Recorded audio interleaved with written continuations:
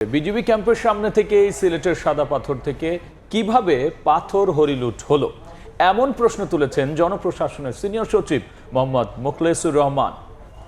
সকালে ভোলাগঞ্জ পরিদর্শনে গিয়ে তিনি কথা বলেন, জানান সিলেটের পর্যটন স্পটে টুরিস্ট পুলিশ ও আনসার ক্যাম্প বসানোর পরিকল্পনা চলছে।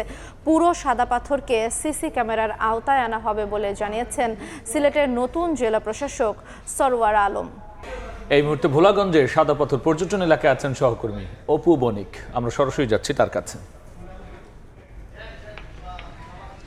দেখুন, সাদা পাথর লুটপাটের ঘটনাকে কেন্দ্র করে জেলা প্রশাসক, সাবেক যিনি জেলা প্রশাসক ছিলেন তিনি ওএসডি হওয়ার পরবর্তীতে কিন্তু গতকাল নতুন যিনি ডিসি রয়েছেন তিনি কিন্তু দায়িত্ব গ্রহণ করেন এবং দায়িত্ব গ্রহণ করার পরেই কিন্তু গতকাল বিকেলে তিনি একটি অভিযান পরিচালনা করেন। পাশাপাশি আজকেও কিন্তু বিশেষ একটি প্রতিনিধি দল সকালবেলায় সাদা পাথরের যে মূল যে স্পটটি রয়েছে সেই স্পটে কিন্তু তারা উপস্থিত হয়ে কিন্তু তিনি এখানকার পাথরের যে বর্তমান প্রতিস্থাপনের যে অবস্থা সেই অবস্থাটি কিন্তু তারা পর্যবেক্ষণ করেছেন এবং যারা যারা এসেছিলেন তারা কিন্তু আসলে এই জায়গাটি পরিদর্শন করে কিছু বিষয় আসলে আমাদের সামনে তুলে ধরেছেন।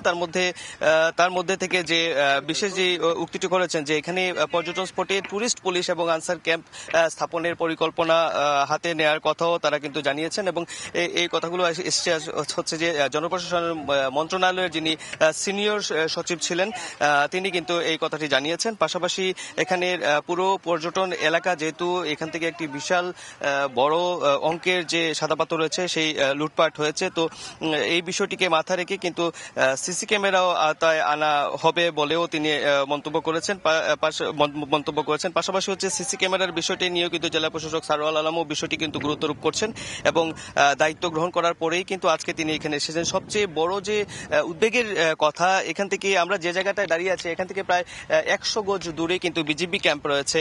তো এই বিজিবি ক্যাম্প থাকার পরেও যে এই জায়গাটা ধুধু মরুভূমিতে রূপ নিয়েছিল সেটা নিয়েও কিন্তু তারা উদ্বেগ প্রকাশ করেছেন এবং এই বিষয়টিকে কেন্দ্র করেই কিন্তু আসলে মূলত যে বর্তমানে সাদা পাথর লুটপাটের পরবর্তীতে যে প্রশাসন নড়েচড়ে বসার পর বিভিন্ন জায়গা থেকে যে প্রায় 4 লাখ ঘনফুটের প্রায় 8 লাখ ঘনফুটের উপরেও যে সাদা পাথরগুলো আসলে উদ্ধার করতে পেরেছে প্রশাসন, এতে কিন্তু এখানকার যারা ব্যবসায়ীরা রয়েছেন পাশাপাশি যারা এখানে পাথর প্রতিস্থাপনে কাজ করছেন তারা কিন্তু আসলে স্বস্তি প্রকাশ করেছেন। মোটামুটি তারা বলছেন যে এইভাবে যদি কার্যক্রম পরিচালনা হয় এবং জনপ্রশাসনের যদি সহযোগিতা থাকে তাহলে সবার সম্মিলিত প্রচেষ্টায় কিন্তু এই সাদা পাথর পুনরায় ফিরিয়ে এসে সাদা পাথরের যে নৈসর্গিক সৌন্দর্য ছিল সেটা আবার পুনরায় ফিরে পেবে। তো এই ছিল সাদা পাথর থেকে আমার কাছে একদম সর্বশেষ খবরাখবর।